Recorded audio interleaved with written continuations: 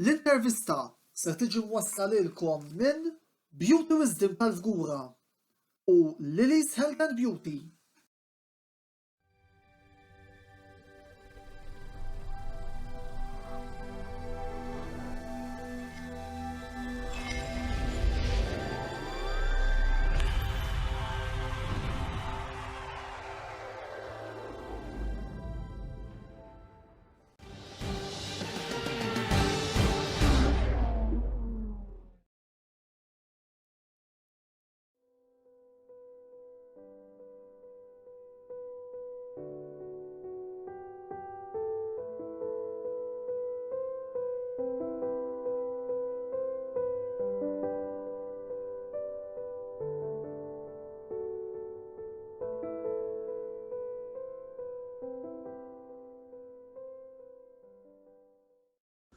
Antonello Bellisemilkom u jilqakom għal 11 program mis-sensiela l-intervista. Il-program tal-lum xtaqna nibdew bi klip li fija tal-produzzjoni ta' din is-sensiela sellem lil-mibki u qatt-minsi President ta' Hibernians, Sur Tony Bezzina, li nhar it-tnejn li għadda miet fl-età ta' 72 sena. Għal ġdid, din ma kienx telfa biss ta' President li mexxa b'suċċess l-tim tal-futbol għal dawn l-aħħar 43 sena. Daw wkoll kienet telfa ta' personalità li l-partitari ta' Hibernians kienu jsibuh sempliċement bħala missier il-Pawlisti. Tim ta' Antonello Sports Blog jixtieq il-kondoljanzi sew lill-familjari tas-Sur Tony kif ukoll il-partitari ta' Hibernians u wkoll xtaq jieħu l-okkażjoni biex isellem lill-partitari ta' Valletta u lill-familjari tas-Sur Vincent Taboni magħruf ukoll bħala l-Palollu li inserta miet ukoll nhar it-tnejn li għadda. Is-Sur Tabone kien serva fil-Kumitat ta' Valletta għal dawn l-aħħar 40 sena. Niġu issa għall-programm tal-lejla. Dawn il-ġimgħatejn il-ġejjin sejrin nitkellmu fuq il-Kampjonat Dinji tal-Formula Wieħed li se jibda ġimgħa nofs oħra ġewwa l-Baħrejn. Matul dawn il-programmi se jkollna rappreżentanti minn xejn inqas minn 5 timijiet li se jkunu qegħdin jinqasmu f'żewġ programmi ħalli flimkien magħhom provedu mhux biss is-sitwazzjoni tat-tim jew sewwieq favorit tagħhom, ukoll biex nagħtu ħarsa ġenerali lejn kampjonat li mistenni jkun wieħed mill-aktar interessanti. Llejla se nikkonċentraw iżjed fuq il-ġlieda rebħ tal-kampjonat li tinvolvi b'mod partikolari liċ-Champions Mercedes u lir-Red Bull. Kif ukoll nitkellmu ftit fuq tim li minkejja li dan l-aħħar iddiżappuntana, riżultati miġjuba s'issa xorta waħda u Malta għandu ħafna partitari u qed titkellem fuq it-tim tal-Williams. Għanilan, l-lejla miegħi fuq il-panel għandi lil Kita Bella Wedge, partitarju tal-Red Bull, u lil Chris Balzia, partitarju tal-Williams. Għalissa jinsen qafaw, ejja nħallu l-mikrofonu f'dej il-mistednin tagħna biex nisimgħu ftit x'għandhom xi jgħidulna l-lejla waqt dan il-programm tal-intervista. Nixtieq nibda billi nagħtikom merħba dan il-programm Kitu Chris. Inħoss li jkun xieraq illi nibdew l-intervista tal-lejla billi ngħidu kelmtejn fuq il-kummentatur leġġendarju Ingliż il-mibki Murray Walker li ħalli appuntu fuq il-ġimgħa li għaddiet. Forsi nixtieq li nisma' minn għandkom fuq xi memorji li għandkom ta' dan il-personaġġ li kien maħbub minn tista' tgħid. Min għandu x'jaqsam mal-Formula Wieħed sew bħala dilettanti kif ukoll kull min kellu x-xorti wkoll jaħdem ma' dina l-leġġenda. Kit. Kommentator li fakkar f'dak iż-żminijiet ta' 90s, 80s. Ovvjament minn naħa tagħna kien żmien li iktar kien available ir-raj, allura mhux taħadna s-sil qawwa tiegħu. Mhux bħallhom il-ġurnata li għandna kollox available, imma kien leġġenda ta' clips tiegħu li bdew iġibu bħalissa Sky ma' Senna. Ma ifakkar fi żminijiet ħafna isbaħu. Ma għal Kit jiena aktar trabbejt u billi nisma' tlielaq bil-kommentatur Taljan, dik kienet il-vuċi li konna nisimgħu. Imma ultimately meta issa mbagħad tibda skemm tara highlights li kien ikun hemm perjodikament biex ikopru ċertu snin. Kif ukoll dan l-aħħar, ġifieri wara li tħabbret il-mowt tiegħu ċertu clips partikolari fosthom tiġi ta' meta Damon Hill kien rebaħ il-kampjonat. L-emozzjoni tal-individu tal-kommentatur, telleqa minna nifissa diġà għandu emozzjoni. Peress li l-karozza diġà waħda, mbagħad kommentatur bħalma kien Murray Walker xi ħaġa took it to the next level ġifieri.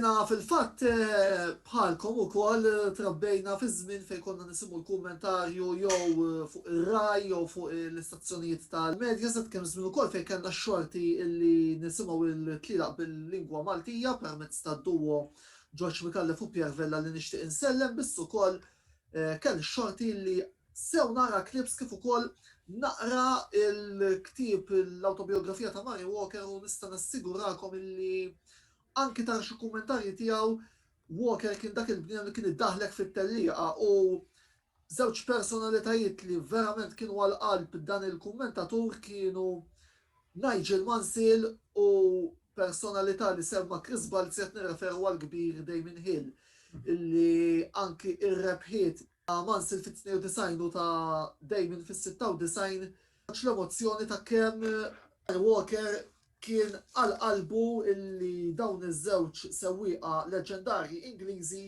ħarwaslu biex jieħdu dak it-titlu illi tant kienu ilhom jiġru warahom qed tiġinu wkoll dik il-frażi and colossally hits Mansell ta' meta kien splodilu dak it-tajer fil-Grand Prix tal-Awstralja tal-1986 u minn lejla li suppost kellha tkun tal-Williams fejn kulħadd qed tistenna kampjonat mirmuħ minn Nigel Mansell, tajta kienet illi l-istazzjon tal-BBC spiċċa f'paniku sħiħ għax kulħadd kien qed ifittex ir-ritratti taċ-champion eventwali kien Alain Prost għaliex ħadd ma kien qed jistenna illi kien se jkun Prost u McLaren li jieħu l-kampjonat u mhux Mansell u l-Williams. U issa però għall-attwalità Chris din is-sena wis probabbli se naraw il-Sir Lewis Hamilton imissil mit pole position, il-mit rebħa kif ukoll l-opportunità li naraw jaqbes il Michael Schumacher fil-kampjonati mirbuħa bit-8. Naħseb li huma dawn ir-raġunijiet għalfejn il-partitarji taċ-Champion Ingliż din is-sena għandhom għalfejn jkunu ħerqana biex jerġgħu jaraw l-idolu tagħhom fl-azzjoni. Tul l-aħħar snin Hamilton u t-tim tal-Mercedes u Rowley they are in a league of their own. Sena tista' tkun daqsxejn differenti minħabba anke kif rajna fit-testing riċenti jidher li għad għandhom xi daqsxejn problemi, però ma jeskludix il-fatt li s-sena l-oħra kienu qegħdin ħafna quddiem timijiet oħra ġifieri dal-isfidi li qed isibu f'dat żmien ta' testing neskludu l-possibilità jew l-għajdut li xi ħadd tgħid li jista' jkun qed ikaxkru saqajhom ma jridux forsi juru kollox. Biss ftit tal-bidu. Kif qed nara ħajjina, ġifieri ultimately Hamilton ħajkun qiegħed hemm ċans li jkompli jikser ċertu records. Nemmen li ħatkun iktar kumbattuta, mhux se tkun faċli daqskemm kienet l-istaġun li għadda kemm għal Hamilton kif kollha t-tim tal-Mercedes, għax jidher li dis-sena r-Red Bull ħajkun għadin hemm, mhux se nidħol issa fuq dak l-argument ħalli nżomm ukoll mal-iskop tal-mistoqsija, imma nemmen li Hamilton ħajkun qiegħed jagħti dak il-pjaċir lis-supporters tiegħu illi ħajkompli juru wkoll il-kapaċità tiegħu bħala sewwieq fil-Formula 1. Kate, fil-fatt aħna mdorrin ukoll li nisimgħu l-Toto Wolff li l-ewwel ħanuża l-kelma he downplays iċ-ċansijiet tal-Mercedes jilgħab il-pratattika biex imbagħad jiġi s-sibt wara nofsinhar u narawhom jaqtaw lil kulħadd il-Mercedes speċjalment Hamilton dik in-nof sekonda fuq kulħadd. Forsi kummenti tiegħek fuq dan l-istatement li għadni kemm għaddejt. Normalment dejjem għandhom dik il-ħaġa żejda il-Mercedes. Il-ħaġa hija li bejn is-sewqa stess tal-Mercedes bejn Hamilton u kull min kien hemm jew imbaħar jaqsam. U s'issa dejjem rajna li meta jkunu viċini Hamilton joħroġ dak l-ekstra 1-2-0% bħal meta kienu il-bot ħafna mill-Ferrari u rebaħ 6-7 fila u ħa kampjonat. Naħseb mhumiex qegħdin il-livell tas-sena l-oħra u jaf għandhom naqa' problemi, imma kif jiġu ssib kulħadd. Jekk qiegħda 100 Red Bull u 98 il-Mercedes, Hamilton jagħmel dik id-differenza. Hemmen li reġa' jagħtem żgur. Niġu issa għal Red Bull, l-aspettattivi fil-kamp tagħhom din is-sena huma wieqa li tista' tissielet regolarment ta' rebħ ta' tlielaq f'Max Verstappen u kustiġġiet tagħhom Sergio Perez. Kemm taħseb li din is-sena il-karozzi l-blu bis-saħħa tas-sewwieqa tagħhom verament jistgħu jagħtu sfida serja lil Mercedes għal-rebħ ta' almenu it-titlu tal-kampjonat tal-Kostrutturi. Għadda mill-iktar affarijiet eżempju s-sena l-oħra rajna fil-bidu li waqt li kellhom il-magna b'saħħitha, ix-xażi ta' New ma kienx waw mill-bidu, mal-ħin ġie wieħed mill-aħjar. Dis-sena jisom peress li anke wkoll li ma tantx ikaw irranġaw fil-karozza, żammew il-karozza li ddominat l-aħħar tal-liqa u improvjaw fiha u naħseb qegħdin kapaċi li jagħtu sfida sew. Min-naħa l-oħra fl-aħħar snin dejjem kienu sewwi kontra tnejn. U kif qalu stess Horner, strateġikament ma setgħux jikkompetu. Għax mhux l-ewwel darba kienu jitfgħu lek il-Mercedes lil Bottas biex jieħu ħsieb lil Max. Issa naħseb Perez jaf kapaċi jkun 2 kontra 2 u fit-2 kontra 2 hija battalja li lna naqa' ma naraw. Naħseb jaf ikonna darba battalja sew għax Perez jekk xejn huwa livell ta' Bottas. Il-fatt jekk ma jimportax, is-sena l-oħra waħda mill-punti tal-Red Bull kienet illi Verstappen kien il-points winner, ġifieri dar kien qed iġorr it-tim kollu fuq spaltu, ġifieri il-karozza qedem tal-enta Verstappen qiegħed hemm, tal-enta Perez hemm qiegħed ukoll, ġifieri da jekk Horner iżomm ir-riedni tat-tim in terms ta' team fejn Max u Perez ikunu one unit u ma jkunx hemm piki bejniethom għax dik wieħed issa ma jridx jeskludi illi Perez huwa xufier ta' livell illi Max issa għandu challenge ikbar bħala second driver għanejdu jew bħala teammate. Ġifieri jekk jiġi manage so hemmhekk jistgħu jkun illi jagħtu sfida illi jirpu l-kampjonat jew qed jara sa fejn tista' tkun, imma żgur li jista' jkun quite a good challenger biex jaqta' dak il-gap li kellhom il-Mercedes fl-aħħar snin. Domanda li u kox taqt insaqsik la għajjumna l-argument ta' Sergio Perez, inti taraħ bħala spalla l-Verstappen jew inkella taħseb li se jaħsad lil kulħadd issa li sa fl-aħħar għandu karozza li tiġġustifika it-talent enormi li s-sewwieq Messikan nafu li għandu. Il-filosofija ta' Red Bull kważi minn day one li daħlu fil-Formula 1 kienet li jitilqu biżew sewwieqa minnu l-aqwa jħawwel. Issa l-aħħar snin, Max ma l-ewwel żewġ li tliela diġà kienu jkollu 3 darbit punti ta' kemm kellu tienu wieħed. U awtomatikament kienu jiġu 1 u 2.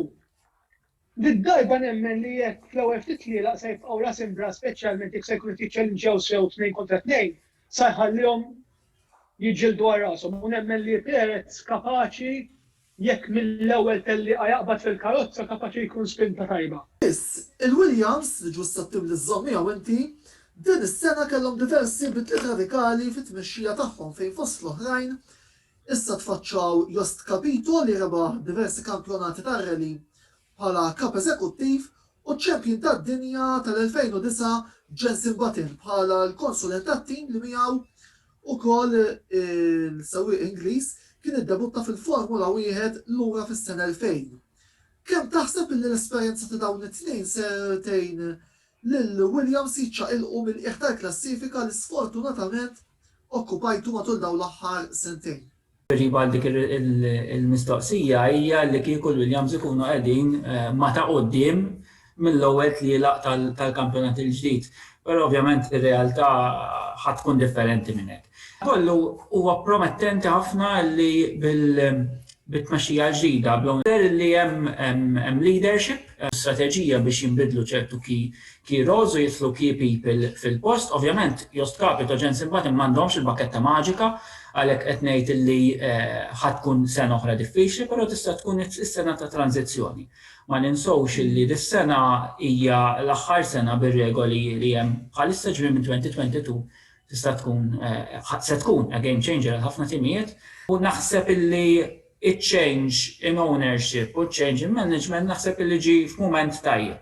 Naħseb illi Claire Williams kienet tilfet ċertu rispett illi seta' kien hemm fit-tim u anka fil-pedok, forsi mhux rispett il-kelma forsi tista' tkun qas korretta.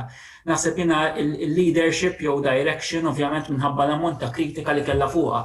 Ġifieri di ma ninsewx illi konna qegħdin kompetittivi meta hi kienet ukoll qed tieħu ħsieb it-tim, ġifieri da kien hemm ċirkostanzi li l-finanzi ovvjament kienet sfida għal Williams. U li fil-development. Dak l-sponsor tal-Martini naħseb kien fundamentali fl-aħħar mill-aħħar biex it-tim Fundamentali, ovvjament, però meta inti mbagħad jibda jkollok jibdew ċertu jisom problemi fejn anke kulħadd kien jaf li Martini ħajjieqfu, kien hemm tibdil fit-tmexxija, diversi restructuring. It-tim ma kienx qiegħed sod, jiġifieri Claire Williams it-tmexxija għaddiet minn ħafna wkoll restructuring tat-tim. Jiġifieri hemmhekk kellek inti ċertu instabilità. U li der fil-riżultati, sfortunatament. Dal-għodu komplazzjoni rajt artiklu, fejn li wieħed tkellem, għandhom Caputo. Għal huma ddisinjaw il-karozza li rafu li billi jkunu konsistenti mhux se jieħdu punti. Allura għandhom tip ta' karozza l-Williams li jekk ma jkunx hemm riħ u ma jkollhom ejbat li m'hemmx riħ, kapaċi jieħdu ħafna punti fihom. Fil-fatt. L-oħra fejn hemm jieħdu se jieħdu xejn punti, imma f'dawk tabla jekk jiffukaw kapaċi ikunu mat-top laqqas mal-midel ġifieri, kif edha mibnija l-karozza. Eżatt, jieħdu 10 punti f'tellieqa u fil-5 ta' ma jieħdu xejn. L-aerodynamic package tagħha hija tinklinat illi bir-riħ hija sensittiva ħafna riħ. Fil-testing, given iċ-ċirkostanzi kif kienu, ġabru ħafna data anka għal weaknesses tal-karozza. U konfermaw l-aerodynamic structure tal-karozza appuntu minħabba l-biċċa tax-xogħol. U fil-fatt hemm xi tliela insejt li sem blamment, semmija fil-fatt Russell, illi jista' jkun illi given li huma ferjas fejn huma protetti mir-riħ, jista' jkun li dawk huma winners se ngħidu hekk għal Williams. Issa ovvjament il-development tal-karozzi dak kulħadd jagħmel ħadd għandu trade-offs fil-bini tax-xeżi u tal-aerodynamic package tiegħu, jiġifieri hopefully jkun hemm il-punti dis-sena. Fil-fatt ukoll jittama li t-tim tal-Williams jiċċaqilqu ftit minn dik il-pożizzjoni li ġew fiha il-klassifika li żgur il-tim tal-istorja u tal-klassi li huma appuntu t-tim minn Grove li ma ninsewx rebħu l-kampjonat tal-kostrutturi għal xejn inqas minn 9 darbiet. 8 snin design biex ilhom ħafna iżjed mill-pożizzjoni ta' il-klassifika. L-ewwel parti tal-programm se taqafaw. Ibqgħu magħna il għaliex wara dan il-blok ta' reklami se nkomplu bit-tieni parti tad-diskussjoni.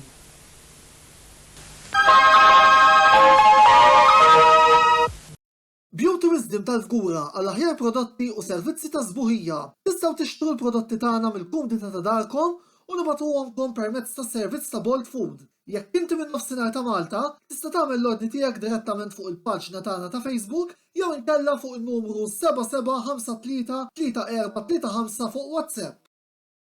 Lily's Health and Beauty għall-aqwa prodotti ta' nutrizzjoni, make-up u aċċessorji. Żuru l-paġna ta' Lily's Health and Beauty fuq Facebook għal insiet informazzjoni. Merħba lura t-tini parti tal-programm l-intervista ta' din il-ġimgħa fejn qegħdin niddiskutu il-ħolm mondjali tal-Mercedes u Red Bull u l-ambizzjonijiet futuri tal-Williams flimkien miegħi Antonello Abela kif ukoll mal-mistednin tagħna li huma Kita Bela Wedge u Chris Balzja. Chris, jekk hemm sewwi li din is-sena jinsab taħt pressjoni biex ġibu riżultati mistennija, dan huwa Valtteri Bottas. Taħseb li l-Finlandiż se jkun kapaċi għal aħal il-ħafna kritiċi kellu matul dan l-istaġun? Jena Bottas huwa hekk xufier tal-Williams, u ġifieri jiena kull xufier li nisma' Williams jibqa' jżomm post speċjali żgħir kbir ġo qalbi u Bottas huwa xufier ta' talent. Il-karattru tiegħu huwa Finlandiż, ġifieri da kwiet, kalm, wieħed mhuwiex dak il-pompous driver, però huwa ta' talent. Kieku mhux se jkun qiegħed mal-Mercedes. Għandu pressjoni żejda. Ma ninsewx li s-sena l-oħra dik il-wirja ta' Russell mal-Mercedes żgur ma ħadmitx ta' ġid għal Bottas u għal pressjoni li jista' jkollu dis-sena da l-kontratt tiegħu wkoll se jkun qed jasal fit-tmiem waqt, jiġifieri l-Mercedes se jkunu qegħdin jagħmlu l-kalkoli tagħhom. Il-first driver Hamilton huwa problema li, jiġifieri da anke jekk ħajuri li huwa kapaċi. George Russell huwa kapaċi wkoll biex insemmu xufier ieħor. Hemm xufier da żgur se jkun hemm kalkoli finanzjarji biex ultimately jaraw fejn aħjar li jonfqu l-flus. Qabel ma nkomplu nitkellmu fuq il-kwistjoni Bottas Russell, ħalli nqajjem punt ma' Kit li Diġà għan fl-ewwel programmu li jkun naqra punt ta' provokazzjoni. Mela, aħna fil-ewwel parti tal-programm bdejna nsemmu kif ir-Red Bull qabel kienu sewwi wieħed kontra tnejn tal-Mercedes. Jiena qed naħseb li dis-sena il-folja nqalbet u it-tim li għandu żewġ sewwieqa jikkompetu qed naraħ iżjed se jkun ir-Red Bull u il-Mercedes iżjed qed narahom jikkompetu f'sewwieq wieħed x'taħseb?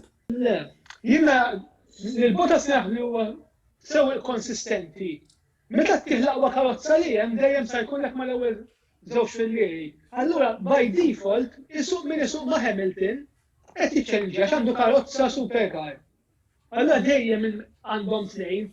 Anke Derek Charles tefgħu lil Russell b'session waħda training u spiċċa fuq quddiem. Fil-karozza, l-karozza hija tagħha. Issa x'inhi mbagħad sa jiġi t-tieni jew se jiġi r-raba' hekk se tkun il-question mark. Jiena però kien għandi suspett fuq ħaġa waħda illi il-Mercedes qegħdin jirrelegaw il-Bottas anke f'ċertu tiġrid fejn forsi d-distak bejn it-tnejn tal-Mercedes u t-tnejn tal-Red Bull li qed insemmu lilhom qed ikun komdu. Qed jirrelegaw il-Bottas għal dak ir-roll li kellu fil-passat Rubens Barrichello kellhom għall-Ferrari u li tista' tela fil-moral. Naqbel miegħek. He's a good driver ma mhux livell ta' Hamilton. Imma bil-karozza li għandu tista' taqbad sewwi qatt ma saqa ukoll se jkun fuq quddiem. Allura għalhekk dejjem huma tnejn. Issa allura kien hemm ġef fenomenali bejnu u bejn Hamilton, imma kif ġew l-istrateġija bil-karozza li kellu dejjem kienet setgħu jaħdmu kontra Max, mentri t-tieni tar-Red Bull kien jiġi 8-9.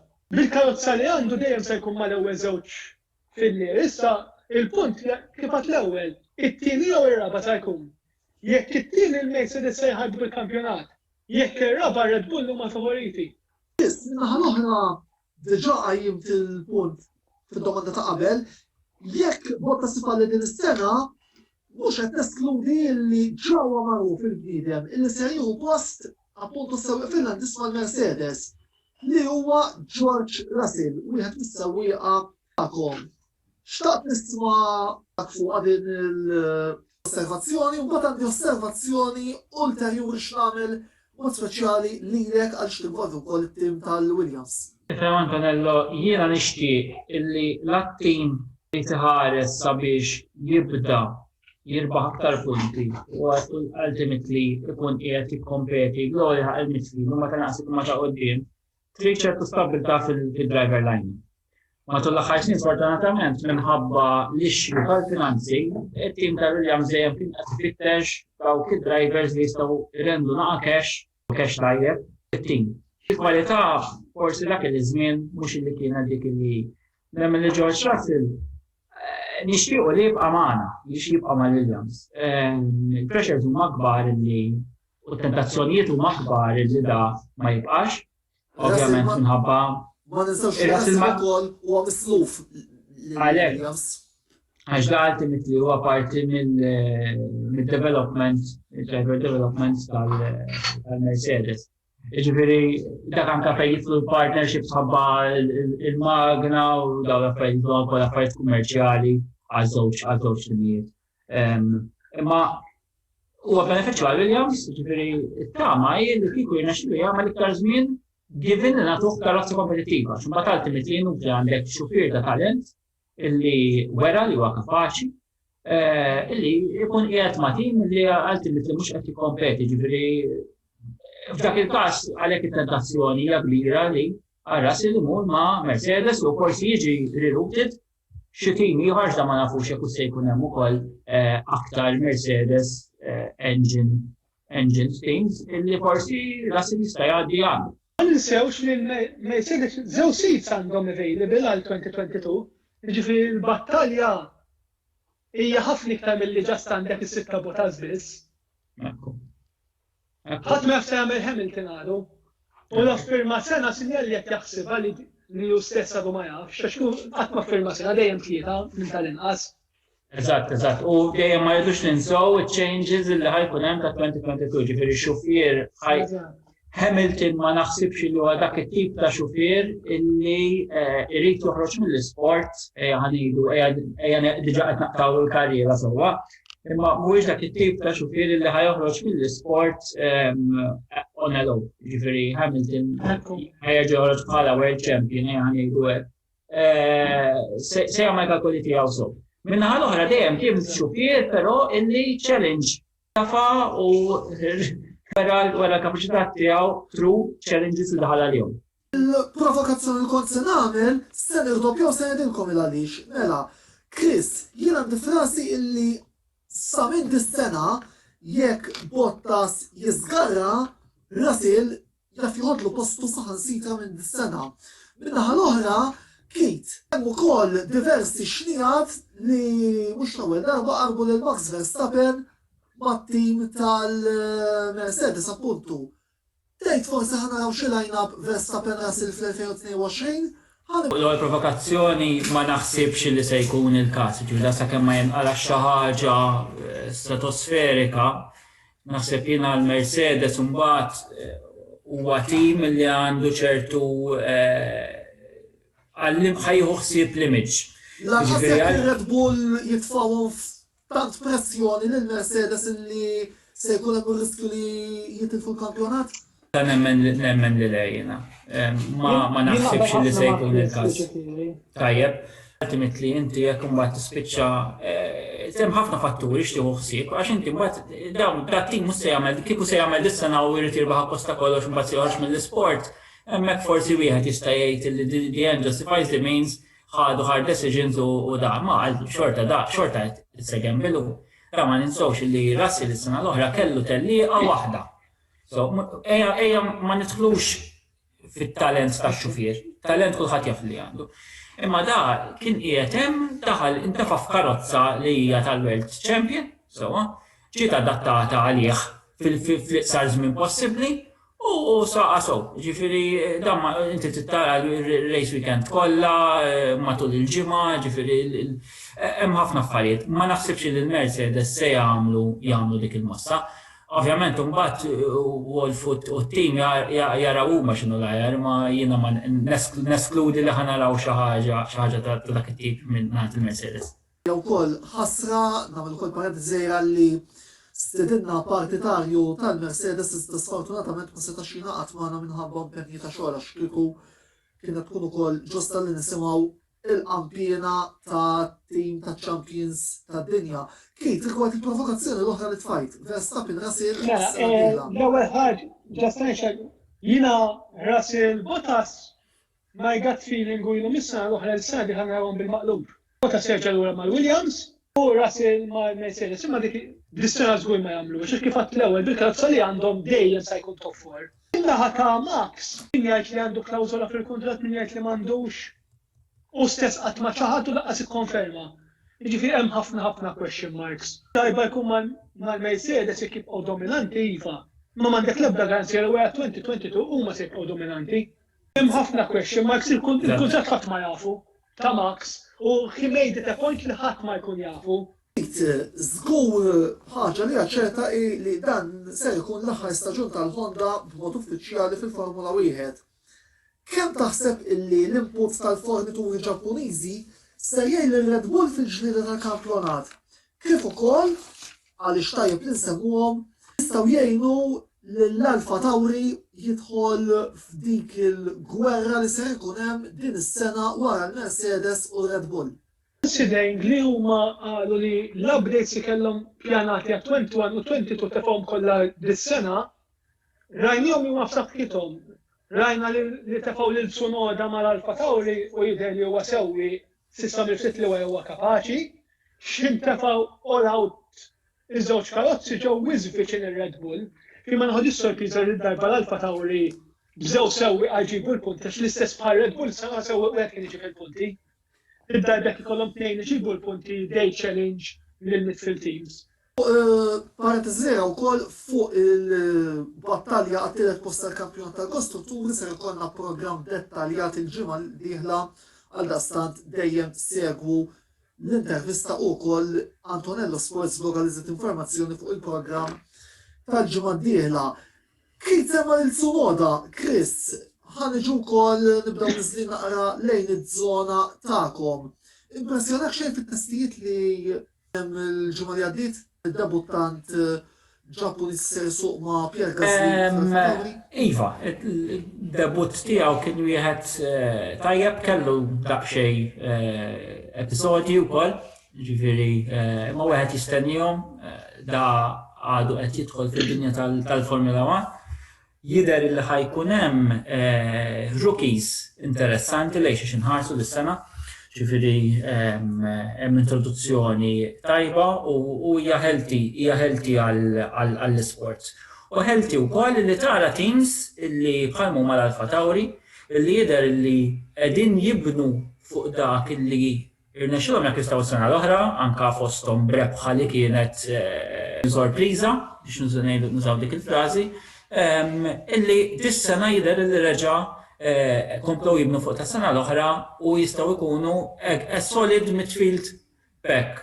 Challenge ukoll għal żbalji li jistgħu jagħmlu l-front runners u jakkwistaw batch ta' punti li tkun ikbar. Ġifieri Tsunoda għadna rridu naraw ukoll meta inti għandek il-pressure tat-tellieqa, meta inti għandek il-fatigue tat-tellieqa, ġifieri wieħed ukoll irid jara dak il-kuntest. Minna l-oħra il-bidu huwa promettenti. So, ovvjament, da kulħadd ħajaraħħa mill-lenti tiegħu għax ultimate li wieħed forsi jara ċertu fatturi ta' xufier u mhux ħinijiet jew forsi one flying lap jew ftit flying laps, jiġifieri però jidher xufier li huwa promettenti ħafna fl-isport. Minn dak li rajna wkoll fit-testijiet tal-ġimgħa li għaddiet, kemm taħseb illi bħala Williams issa ersaqtu viċin ta' rivali tagħkom li għal din is-sena mistennija jkunu l-Alfa Romeo li bħala sewwieqa għandhom lil Kimi Raikkonen u lil Antonio Giovinazzi u t-tim il-ġdid tal-ħass li fih ser ikun hemm appuntu żewġ debuttanti l-oħra tal-Formula 1 li huma Mick Schumacher u Nikita Mazepin. Ma tiegħi li nexxilna naqbżuhom. Naħseb illi in terms ta' ħass anka mill-claims li għamlu jidher il-development tagħhom fuq il-karza ta' dis-sena u jafu qegħdin jifukaw fuq is-sena d-dieħla. Jiġifieri hemmhekk fattur li jista' jilgħab tkun l-improvement tal-Magna Ferrari fit-tim tal-ħass. Jiġifieri nemmen li l-ħass huma żgur within our reach. Alfa Romeo nemmen li xorta s-saħħu, jiġifieri fl-outs li kellhom fit-testing jidher li huma fast. Għandhom xufier ta' esperjenza bħal Raikkonen li bħalma kien is-sena l-oħra kien consistent performer għat-tim, anke jekk ma tantx ġabru punti kienu, ma ninsawx ukoll li kellu ċertu sfortuna f'ċertu tlielaq li ma spiċċax, ġifieri rridu nżommu dak ukoll into consideration.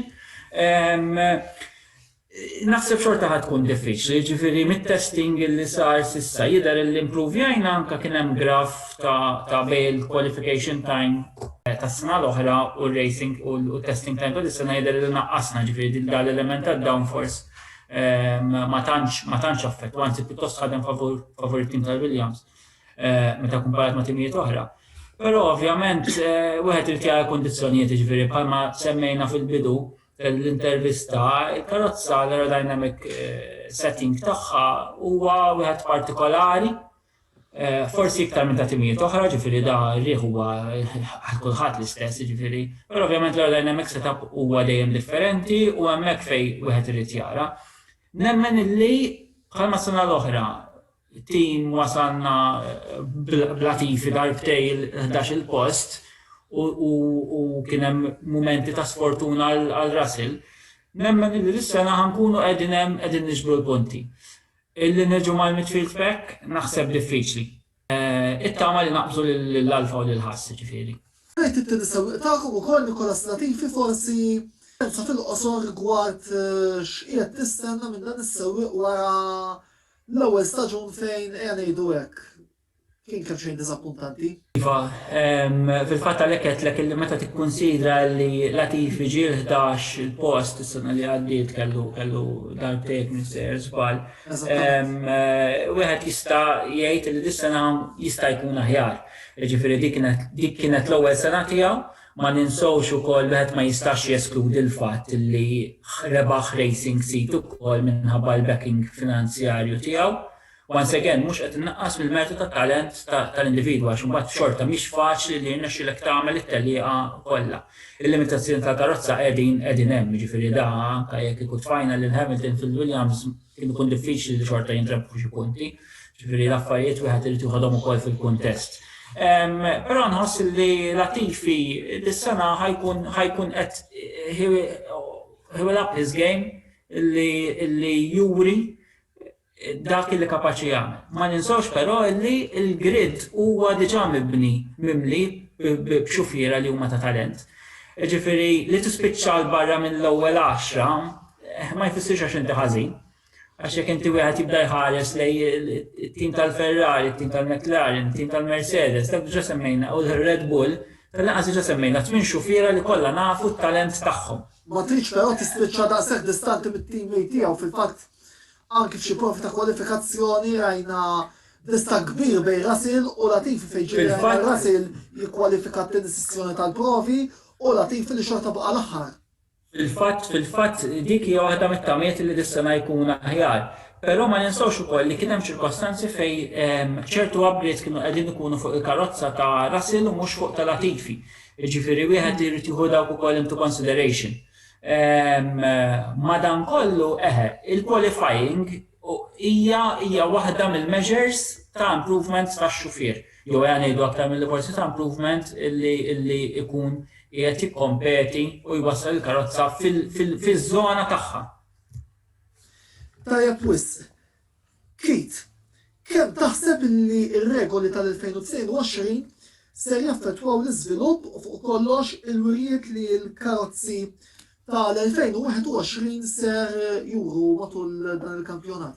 Considering li il-magni basically baqgħu l-istess, nemmen li Lloyd sajba.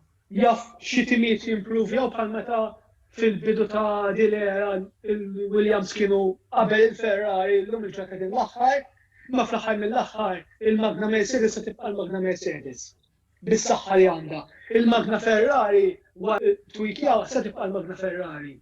Jiġifieri jiena nara li għandna sa 2025 meta jtlu il-propra regoli ġodda sa nibqgħu Red Bull u Mercedes livell naħseb għalihom għall-inqas hekk qed naraha.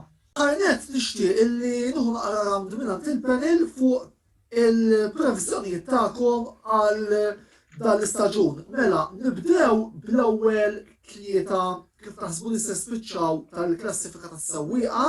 Min taħsbu illi ser jirbaħ il-kampjonat tal-kostrutturi u domanda addizzjonali għal Chris fejn taħseb illi it-tim tal-Williams ser jispiċċa dan l-istaġun. Nibda bil-Kit. Fl-aħħar mill-aħħar Hamilton jispiċċa jieħdu ma naħseb nitlu fl-aħħar tal-liqa lid-darba. Max jiġi t-tieni u ġlida bejn Perez u Bottas għat-tielet post. Strutturi, dependi ħafna minn se jieħu t-tielet. Jekk Perez jieħu t-tielet jieħdu fil-Red Bull, jekk Bottas jieħu t-tielet jieħdu fil-Williams. U se jħollu jorbot. Tajjeb jieħdu fil-Williams? Sorry. Il-Mercedes. Jina xorta nħoss li Hamilton fl-ħar mill-aħħar ħajkun qiegħed hemm, nemmen li l-kostrutturi ħajkun qed jintrebaħ mill-Mercedes. Max ħajkun qiegħed, naħseb li jilagħbuha u Bottas għat-tieni post. Jiġifieri ultimately Max bl-istil aggressiv tiegħu hemm ċans li hemmhekk fejn jaqbeż lil Bottas. Speċjalment jekk Bottas jipprova jintuża bħala dak id-driver illi iħalli lil Hamilton jaħraq. Ovvjament wieħed irid jara l-ġerarkija tat-tim tal-Mercedes u li bliema mod ħajkunu qegħdin jimxu. Da dejjem qegħdin nitkellmu li l-Mercedes tibqa' karozza ta'. Ma eskludej daqsxejn lil Perez għal fatt illi kultant bil-mod aggressiv tiegħu jista' jitlef il-punti. Biss, imma ovvjament wieħed irid jara kif se jiżvolġu tliela, ġifieri da ovvjament kollox qegħdin nitkellmu, qegħdin nippruvaw nagħmlu assumption ta' kif naħsbu li se jiġu l-affarijiet, ġifieri just a prediction. Il-mistoqsija tiegħek Antonello ta' fejn ħanaslu Williams fimni naħseb li din allaċċama mal-mistoqsija ta' qabel.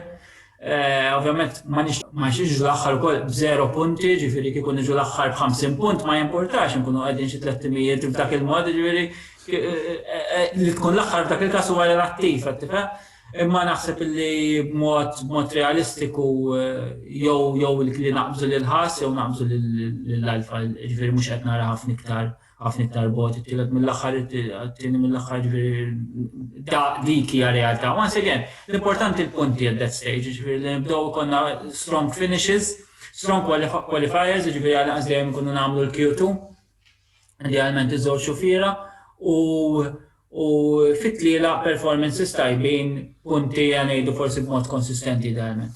Mhux hemm riħ fit-tliela. Sajdu l-punti. Eżatt. Fili għalek jibdu ħafna punti, imma mbagħad konsistenza mhux se jkun hemm. Issa naraw eżatt għalhekk qed naħseb illi ħad tkun ta' sfida tifhem. Ultimately li tasal il-karozza sħiħa diġà tkun ta' piece inqas fuq il-kontijiet finanzjarji fuq il-mechanics tat-tim ġifieri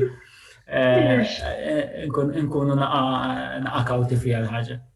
Jiena min-naħa tiegħi nemmen li Sir Lewis Hamilton fl-aħħar mill-aħħar jirbaħ il-kampjonat. Imma jiena naħseb li dis-sena il-kampjonat tal-kostrutturi ser jieħduh ir-Red Bull. Rigward il-Williams għandi fiduċja li jispiċċaw qabel il-ħass, rigward il-konfront bejn il-Williams u l-Alfa minn pożizzjoni naħseb illi it-tim Italo-Svizzeru għad għandu dik il-naqra vantaġġ. Għal daqstant Hamilton ċampjon tad-dinja tas-sewwieqa, it-tieni Verstappen, it-tielet Perez, Red Bull fl-opinjoni tiegħi dejjem champions tal-kostrutturi u l-Williams jispiċċaw fid-9 post.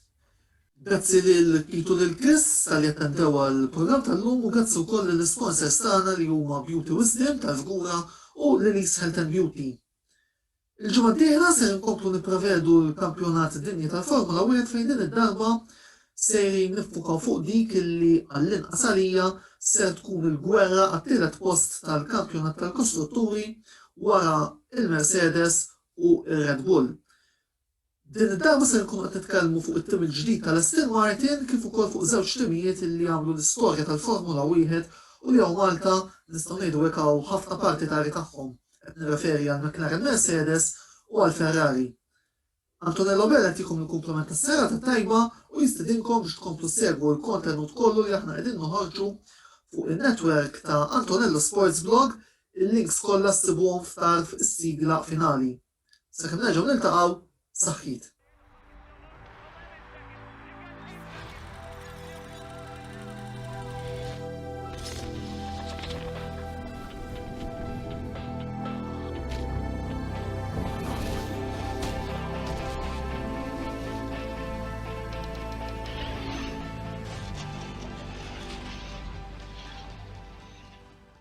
L-intervista ġiet imwassla lilkom minn Beauty Wisdom tal-Fgura u Lily's Health and Beauty.